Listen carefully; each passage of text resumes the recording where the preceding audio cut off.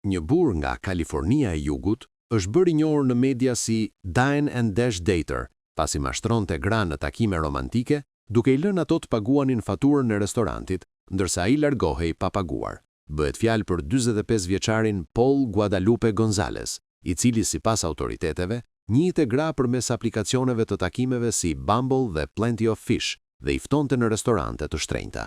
Sipas prokurorëve, skema e tij zgjati gati 2 vite. Gonzales porosiste ushqimet më të shtrenjta në menu dhe në disa raste edhe 2 pjata, ndërsa më pas justifikohej se duhej të bënte një telefonat ose të dilte për pak jashtë, por nuk kthehej më. Si pasojë, gratë me të cilat dilte në takime mbeteshin të turpëruare dhe detyroheshin të paguanin faturën vet. Pas arrestimit nga policia në Pasadena, Gonzales pranoi fajin për disa akuza për mashtrim dhe vjedhje të vogla.